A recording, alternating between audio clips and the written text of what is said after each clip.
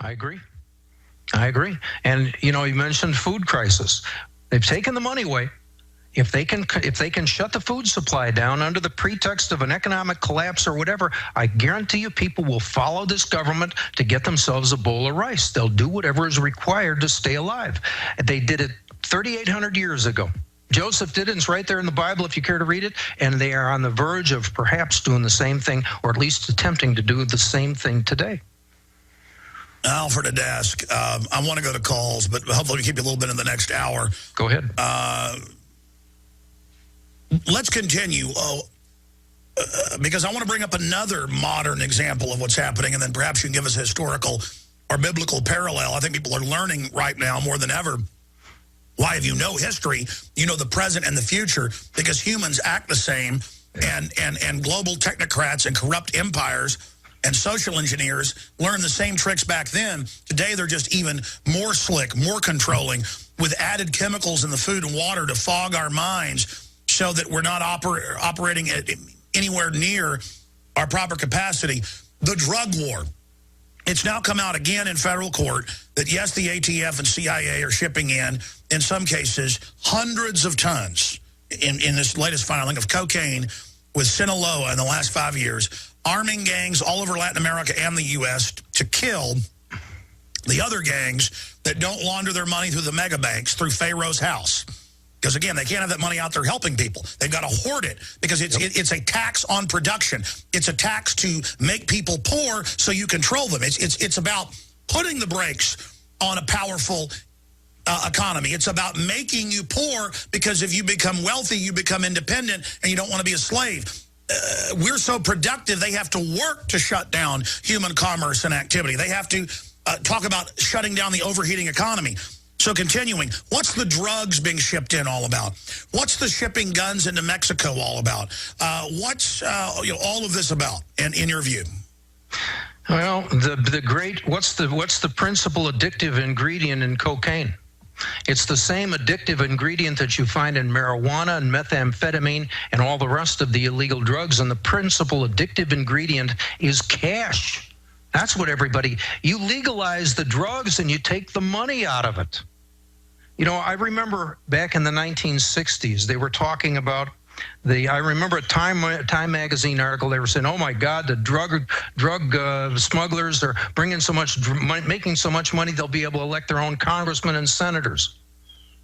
And what would they do? Legalize drugs?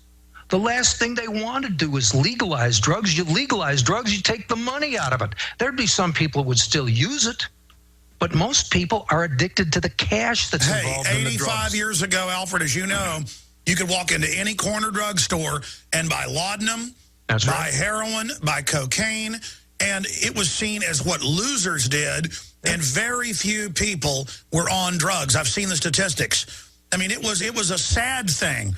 And yeah, I've been out in the countryside and come across an old homestead, and back in the trash pile, you see hundreds of laudanum bottles, little brown bottles. They're everywhere. And but let me tell you had a toothache or whatever, or had the flu, you drink that, there's no more pain. A lot of people did just use it. But when you make it illegal, it puts the cash in it. It puts the cars, the girls. Now young kids think it's cool. The perfect bait to sell the public on using it. That's exactly right. That's why they don't want to legalize. That's why they want the war on drugs, in order to maintain the illusion they're trying to do something about it. The truth is they want drugs to be illegal. And then they use it to corrupt the cops. Then they use it to corrupt the cops. And once you've got the cops corrupt, now you can move on to other corruption.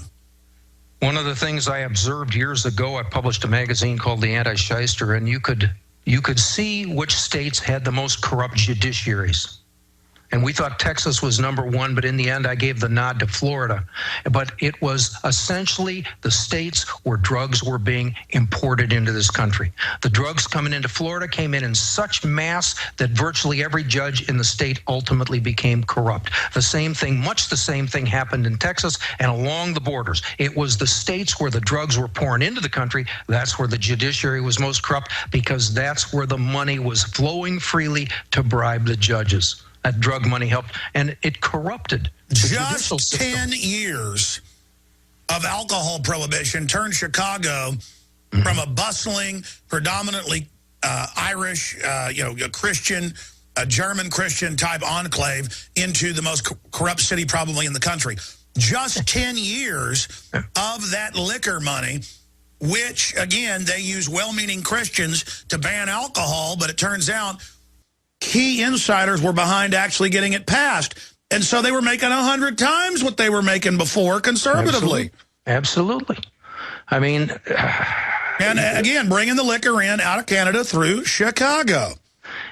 Right now, if you see drug enforcement, to some degree, drug enforcement is perpetrated against, in my opinion, against those drug cartels that are less favored. Of course. The ones that are more favored, hey, they can move that stuff in and out without much problem. They're just eliminating competition for the big boys. Not much problem. I see reports every few years of state police stop 18-wheeler with 3.5 tons of pure cocaine, meaning from source. And the CIA shows up, they order it, and they let the truck just drive right out to delivery. And they tell the state police, stand down, Bubba, that's our money. I mean, no wonder. Listen, I had a friend in college, and his dad was a senior FBI agent. And I was smart, you know, when I guess it was actually in high school because it was the gym, and then I knew him a little bit into college. And I went over to their house. It was like in the most fancy area of Austin. I mean, it was probably a $3-4 million house then. It'd be like $10 million today. And I'm like, is your dad into stocks? Is your mom rich or something? And the next door neighbor was the lady who, Barney the purple dinosaur. I remember going to a cookout, and it's like, here's the lady who invented Barney. I mean, this is like, this is 10-bedroom houses up on the best part of Austin, overlooking the river. And it's like, no, it's just an FBI agent. And I'm like, well, has your dad inherited something? And I don't think they liked that question. And the dad came over and was like, what are you asking those questions for? But the point is, then I learned most of these guys live like this. This is incredible. I saw a friend of mine, in fact, not exactly a friend, he was a boyfriend of a woman I knew, her daughter. And his dad was a tax court judge. And he was helping, his dad build a new house outside of Dallas and out more or less in the country. That house had to be worth at least $500,000. It had secret passages in it. It had a place you could hide and the rest of that sort of thing. There's no way that man was building that house on his salary as a tax court judge. I mean, it was just obvious evidence. The guy he was dirty. You know, I like the son, but the father, I never met the father, but the guy had to be taking bribes. Well, they admit it now that police are keeping a lot of the money they seize. See, if they get it from the feds, they seize it, give it to the feds, they get it back directly. But if it goes into the state fund, they only get a certain percentage back. All right, I promise we're going to your phone calls on the other side with Alfred Adask. I'm Alex Jones. Infowars.com and PrisonPlanet.tv are the websites. Will be on TV tonight, 7 o'clock Central, PrisonPlanet.tv. Looks like we're going to probably be able to get the gentleman who was arrested in New York for daring to speak out against the inside job. We're becoming North Korea. Looks like we're going to have him on at the bottom of the next hour. We're working on that. Alfred Adask with us coming to the next hour. I appreciate everybody holding so patiently. I want to go to Michael, then Ken, then Mitch, then Bill, and Arnold, and others. Let's go ahead and go to Michael in California. Thanks for holding. You're on the air with Alfred Adask. Go ahead. Good afternoon, Alex. I hope I'm not off topic. I want to first tell you that leaders are chosen before they're even born, as the Bible says. They're selected. So you're in good shape. Alfred, thank you so much for... I want to do a three-point blast. You were speaking to Jesse Ventura about a few interviews back, and he coming on the break, he mentioned Dr. Mary's monkey. I'm not plugging, but Dr. Mary's monkey talked about the polio shot. That was doled out through ampules of 200 million between 1963 and 1965, which was sexually transmitted. Now, everybody probably on the planet has SV40 in them. And well, that's not just in a book. That's an official government declassified. You can just search SV40 documents. And the government talks about over 100 million people probably dying from it and all these new cancers. And they've got a CBC interview with one of the scientists that work with Salk, and he makes a joke about, well, there's too many people anyways. I mean, yeah, we're killing hundreds of millions. You see, something Hitler couldn't even do, or Stalin, they just do right through the shots, but because it kills you 20, 30 years later, it's a soft kill. It's just like radiation. Oh, if it kills you in 10 years, so what? But if you drink something and it kills you in 5 minutes, everybody gets really scared. Alfred, your view on that? Well, from their perspective, they don't want to kill you until you have outlived your economic usefulness. That's another reason. All right. If they can make everybody die at age 65, then the Social Security problem is resolved. They don't want to keep you on when you are purely consuming rather than. And they're producing. being honest about that. That's why they have the Case for Killing Granny cover of Newsweek. It says kill old people. You got Bill Gates telling teachers, hey, if we kill Granny, you'll get 10 jobs. And the people are like, kill, kill. This idea that you kill somebody and get something, the predators are teaching their armies. Do you know why you shouldn't kill people? Well, you don't kill somebody unless you're defending yourself. Well, here's the fundamental reason why murder is wrong. It's because, in my opinion, Genesis 9:6, it says the reason you can't kill a man is because man is made in God's image. That's right. It's up to God. Well, it's not just up to God, but the point is to kill a man is to destroy an image of God. It's effectively an act of blasphemy. It's why suicide. Well, to be clear about the 10 Commandments, it says thou shalt not murder, and they've changed it to kill. That's true. Murder means wrongly kill somebody, but I mean, you're absolutely authorized. You know, the bunch of verses. If somebody comes in to kill you in the night, rise up and kill them. But this goes back to the concept of if they can reduce you to the status of animals, you're no longer in God's image. Yes. If you're no longer in God's image, they can whack you. They can just take you out like a hive of wasps or a nest of rats or anything else. Yep, it's all legalese. Yep. Why, and I appreciate your call, caller, why, Alfred, from studying the globalist, I mean, I know I have my perspectives, but why do they have to tell you what they're going to do to you beforehand? Just like legally, when you're seizing property or taking it by adverse possession, you've got to publish it in the newspaper 3 times. Is that like the vampire has to trick you to invite them in? They have to effectively get your consent. That's what it appears to be. As crazy as that sounds, it appears that the whole system is based on your consent. Do you consent to be an animal? Then we're going to treat you as an animal. And they have published that you're an animal in the law. Do you consent to that? Okay, then we can handle you like an animal. They need your consent. That's right. That's why everything's about getting you to consent. All right, continuing with your calls for another 20 minutes with Alfred Adask. Then I'm going to get into a bunch of news. I've got to get to the news. I do all this research and then don't end up getting to half of it. Big developments in Palestine. Russia supports Palestinian bid to win UN statehood. This is starting to come to a head, so I'm going to get into some geopolitical news. Also some Gardasil news. Alfred Adask is our guest. And I'm telling you, from my 20 years of research, 16, coming up on 17 years on air, he really gets it. And again, even if you don't believe the stuff he's talking about, you hear Bible, I say, hey, they're doing rituals at Skull and Bones. You're like, I don't believe in the devil. It doesn't matter if you don't believe in the devil or not. The people that run this planet, they do. It's like if I say there's a group of aborigines worshiping the shark gods on some island and killing their neighbors for it. The point is, whether the shark god's real or not, these people are driven by it. And so what he's telling you is the truth. The controllers of this world are basically psychic vampires. They enjoy murder and death and killing, and they have all these weird rules, and they like to push you and henpeck you till you let the TSA put the hand in the pants and let them microwave you because you go and consent. And then after you've consented for a while, then they say possession's 9/10, then they begin to force. They also have weird rules that once they get about half the public to do something, then they start forcing. And we're getting to the forcing point. Once you get to a forcing point, it always just goes downhill very quickly. So the trap door is opening up. Everything we've seen so far is kind of like sliding into the cave entrance, but we can still get out. We're about to fall 5,000 feet. Okay, you think stuff's bad now. We're now scrabbling to a point where the talk is going to be over, and it's better to die on your feet than live on your knees. Everything I've done is tried to stop that. And I'm not for offensive operations, but you've got a right to defend yourselves. And there just comes a point where you don't want to go to a FEMA camp. You'll know. And then it's time to make a decision. Alfred, do you think we're getting closer and closer to decision time?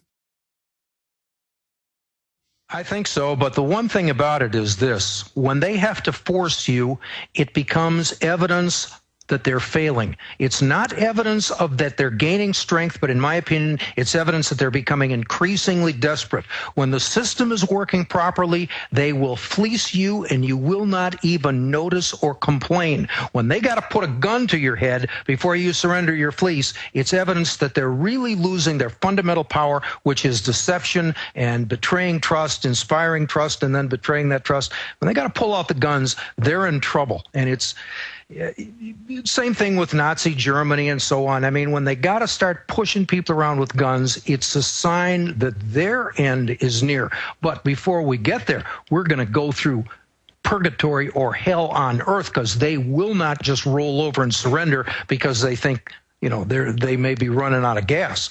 They're gonna hammer people if they possibly can. Well, they have to, because they're going to be brought to justice when they fail. I mean, we've got a cornered goblin we're dealing with here. And I totally agree with you that once the force comes in, that's because they're going into a whole new phase, because they're desperate. And giving in to them isn't, once they start the force, it doesn't end, people. You got to go through this. You know, it's not fun. It's not happy. Yep. It's like when your car starts rolling down an embankment. It's not fun, but hold on to the steering wheel and pray to God. You know, we're going through this thing, and that's the end of it. So you might as well batten down the hatches and get your cutlass. And I'm talking about cutlass in the info war. The pen is mightier than the sword. Absolutely. The info war is king. And it's who shoots first loses. Do you agree with that, Alfred? Yeah, I'd say that's probably true. And I'll tell you something else I've been telling people lately. I absolutely advocate gun ownership. But I also tell people you should own at least as many dictionaries as you own firearms. It's in the words. If you can handle the words, you can handle this system. Exactly. If you can't handle the words, you can't handle a gun. We'll be right back, ladies and gentlemen, because it's the mind that wields the gun. We'll be right back. Alfred Adask is our guest. We're taking your phone calls right now. I'm Alex Jones. This is the GCN Radio Network. We do have the gentleman, one of the people, arrested in Lower Manhattan for staying on the street corner while other people were allowed to stand around and talk, as long as they supported the official fable that Keebler elves are garden gnomes out of Southeast Asia or Central Asia, or maybe the North Pole, carried out 9/11. A big deal to have somebody saying, I've got flyers here, information. There was never a proper investigation. 6 of the 10 commissioners say it's a fraud. We need a new investigation. Cops, boom. Boy, you're not in America. We're taking you to the gulag. Man, it's amazing. Free speech zones to now you don't even stand on a street corner. Cops, do you have any idea that when you enforce tyranny like that, the world you're invoking, what you're doing to yourself, that you're removing your own hedge, your own defense? That's the amazing thing about this is, Alfred, is that they've got people so unconscious, so unaware, and these cops will follow basically any order in many areas, especially areas like New York, Illinois, California, that we've gotten to this point. What would you say, before we go to calls here quickly, to people out there who serve the system?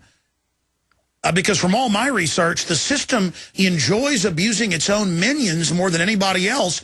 And why is that in your view? I'm not sure what the answer is for abusing their own minions, but they certainly do it. Anybody who's been close to the Army, I mean, people, Agent Orange in the Vietnam War, you get the, Gulf War illness out of the first invasion of Iraq, you get just problem after problem. These people are routinely abused. They keep coming back. It goes to the idea that the government has an unlimited supply of money, and people are addicted to money for the same reason they're addicted to drugs. Again, the same thing. They're paying these people more money typically than they can make in the private sector, so they're going to hang on to their jobs. They will just follow orders, even if it puts them in jeopardy. And the globalists are soft killing them. The globalists have done actuaries and know, going back thousands of years, that the military is going to have skills once they've gotten out, but are going to be older and wiser, and they don't want a force of healthy people that are aware, so they're all given soft kill, degenerative or fatal diseases. And we know that from the thousands of programs like Project Shad, where they murdered thousands and thousands of U.S. troops under secret programs. Of course, that's to kill them and to test the weapons, but also to test the scientists, who would then recruit other scientists to build large armies of people who enjoy killing troops for many different reasons and who will follow orders. But soon they won't need that giant killer scientist corps that is at the very top of the New World Order servant class, right below the top families. It's all killer scientists, all bloodthirsty psycho scientists with high IQs. But in the future, the globalists are shifting to a technocracy where everything is robotic and drone, and then they won't even need those scientists and technocrats anymore. That's why they're pushing for the self-aware computer. You know, one of the things, insofar as this is all done with money, and it's people's addiction to money that lies at the heart of this thing. I mean, you can pay the people, they're going to just follow orders. They don't know what's going on. They know payday is on the 1st and the 15th, and that's all they need to know. The reason government can be so free with this money is because they can spin it out of thin air. They use fiat currency. If you wanted to restore a government that was responsible to the people, one of the first things you do is get back to a gold and silver-based currency. Because now the magicians can't out of thin air. Exactly. Now the magicians, again, they get the whole world out of a lie. People will kill for $100, and it's all just made-up crud. And women, I mean, even educated women, they see a suitcase of money, they just literally fall to their knees, most of them. Fast cars, houses, it's all crud. And these people will fall to their knees for a lie when they could stare out at the sun, the stars, creation, and actually see the true wealth all around them. Yeah, it's a terrible situation, and it involves values, all right? It's a situation, we do that because we are no longer in a nation per se. They are encouraging to think in terms of being in an economy. In an economy, you have a completely different system of values than you do in a nation. In a nation composed of people, you have values that are conducive to being people. All right, being men and women. In an economy, it's all about the money. Nothing matters. And that's Rand Corporation. Rand Corporation said 60 years ago, we're going to get it away from men being strong and standing up for liberty. We're going to make it all just about money. We control that, and we can do whatever we want by increments. That's exactly right. And they have literally destroyed so much. But again, ideas are bulletproof. They're transcendent. They can be buried, but they can never be killed. If we can simply spread this information, 99.9%, literally 99.9%, of the 7 billion people on this planet, even if you think you're serving the system, you're being destroyed by it. Why not break the trance? Why not join humanity? Why not come in for the big win? That's exactly right.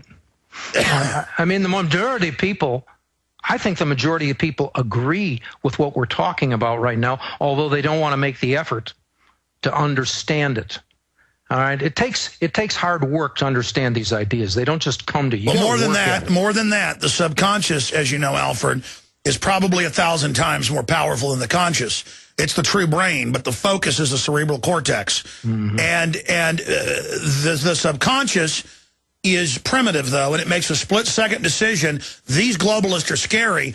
If I face up to the fact that they're evil, I'll know that I've got to resist them. So I'm going to lie to myself and basically just run away from this. You know, this goes to the concept of consent, in my opinion. It goes back to a spiritual concept. If Satan is real and Satan is looking for your soul, he can't get it by coming up and just putting a gun to your head and killing you. He needs you to consent to sin. He needs you to essentially abandon your own opportunity for salvation by consenting to follow him. He can't just force you. He needs you to sell the birthright for the bowl of soup. That's exactly right. And then you be held. That, in my opinion, is at bottom why they really want your consent. They're not playing for your money because they can print all they want in the houses and the land. And Revelation says that the dark magicians that serve the beast traffic in men's souls. And that's what TV and it all about. They want to program you. They want your mind. They want you. They don't care about the money. They control that. They do want your psyche. For all you atheists out there, you can't deny it. They want that psyche because these people are psychic vampires, ladies and gentlemen. These people are vampires. They are vampires. They're not sucking blood down the street. They do that at some of their rituals to stylize it. They want the energy. I'd say they want your soul. Yeah. They want you to surrender your soul. We're saying the same thing in a couple of different ways right now, but they can print all the money they want. That's not the issue. The issue is they're playing for something else, and in my opinion, some people would object, of course, and they'd find it silly, but I think this is spiritual warfare. Everything I've seen, and I didn't come to this as a holy roller. I started studying the law, and the most remarkable thing about that study is it brought me back to the good Lord. I mean, it was not something I was looking for. It wasn't something I was hungry for. It was something that it drives you back, and you begin to see, oh, my God, I begin to get this stuff. This is spiritual warfare that's been going on for thousands of years. Well, you're right. And again, the devil, the spirit of the world, the God of this world, creates all these fake counterfeits so that when you go to a church, it's not, and so you think, well, this isn't God. Yeah.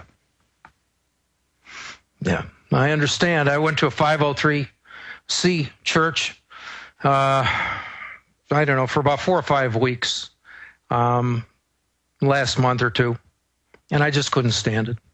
I just couldn't stand it. I had previously been attending a Bible study class. Well, you should be the preacher. Look, they got these seminaries, and they pick these little weak men and women to just get up there, and that's why this country's gone to hell in a handbasket. I understand. We don't have real clergy in this country. I don't know where they are. There's not many of them. No. It was the clergy that led 1776. That's exactly right. And in part because they did not get a tax break out of the government.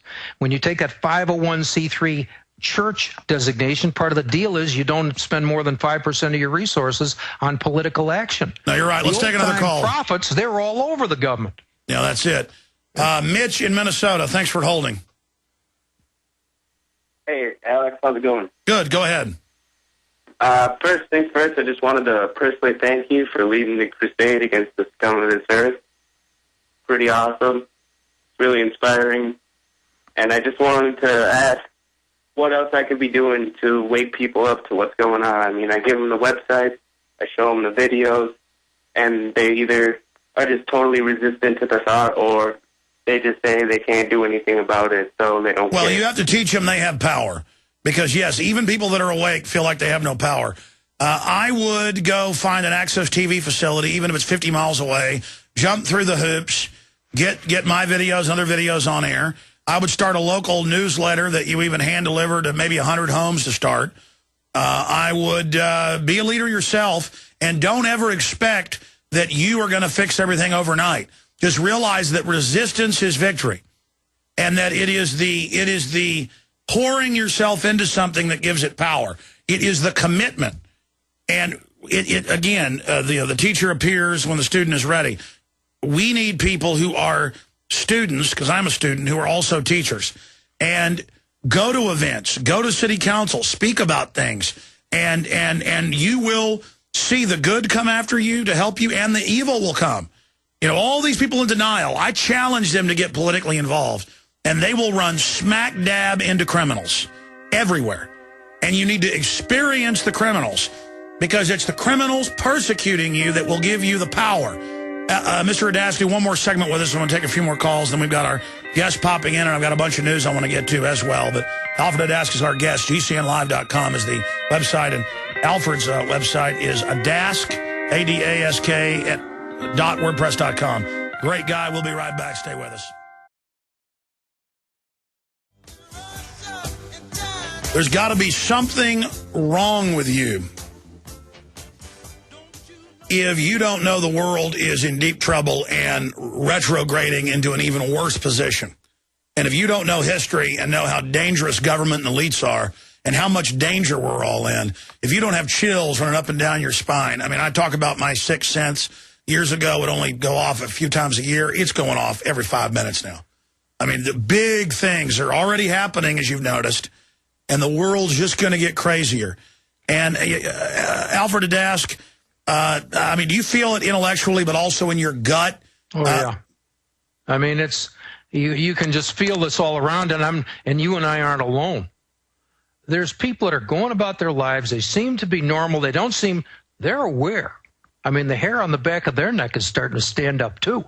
They don't know what to do about it other than just go to work, get some money, and try to pay the rent for the groceries and the rest of that.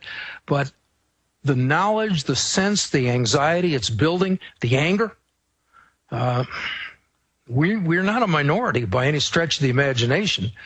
You just can't get people. You know, one of the things I saw years ago at our meetings, we had meetings for Citizens for Legal Reform in Dallas, and I learned that if a speaker made an important point, or was up on the stage, I'd be in the back of the room.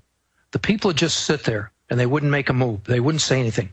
And if I would clap my hands and just keep clapping they would then, if someone will stand up and speak, then other people will stand up and speak also. But people are scared to death about being the first one to stand up and speak out. It's important that all of us learn to speak out. You will be astonished to learn how many people. You start clapping your hands, you'll find other people clapping their hands too. You will learn that you're not alone. Well, that's right. One person who's morally right is not a minority, you're a majority. And it's all those famous historical examples of somebody says, who's with me to face down this enemy that's coming down the road in 1 hour? And first, nobody stands up. And then finally, one person steps across the line, and then more, and then everybody steps across. Yeah. Or one or two cowards run out the back. Yeah. And it's called hitting the barbed wire. Yeah. That caller was asking what solutions. Hit the barbed wire. Yeah. Hit the barbed wire, folks. It's all about hitting the barbed wire. And don't be afraid that you're alone. You're not. Everyone thinks they're alone because they don't see anyone else hitting a wire. You hit the wire, and you'll be surprised how many other people. It'll take a moment. They don't just move in lockstep. But as each of us steps up, more of us step up. And in my experience, the globalists almost have twisted ideas.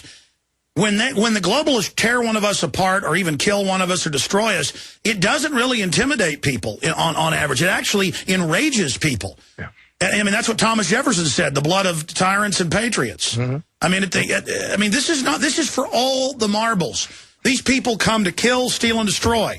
And people say, oh, you're doing such a great job, Alex or Alfred, fighting them. Oh, I'm not wonderful. I mean, I'm just aware of this. Once you're aware of this, the only action there is to stand up, right? That's exactly right. Once you begin to see the injustice, it's like you used to live where the world was shades of gray. All of a sudden, something happens and you begin to see in color, and you see the bright red color of injustice, and when you do, you can never miss it again. You start to see it. It was before just a shade of gray, you didn't pay any attention. Once you begin to see, you can't turn it off. You're in. Well, I know I've never been more alive than I am now. Yep. And we're going to win this thing, my friend. We don't have a choice. What do you think about folks that spin the Bible and say it's the end of the world, lay down to evil, don't be involved, we're all going to be raptured? My Bible tells me those who stand firm to the end shall be saved. It means my obligation is to stand firm to the end, and that does not mean roll over. It means do what's right, even if it's not going to succeed. Even if you tell me they're going to shoot me tomorrow, my obligation is to stand firm to the end, and that means stand firm for righteousness. Now, I got a lot to learn about that, but still, that's what resonates with me. Well, yeah, I saw a quote the other day, and I think I've said it myself just organically in different ways, but it was from a concentration camp advisor, a survivor, and they said there are some forms of victory, when you persevere, that even though you lose, you win. That's exactly right. I mean, winning in this modern world is really failure. Yeah. I mean, going along, being accepted by the system. If you're being accepted by the system, something's wrong. Yeah. Where did you go wrong?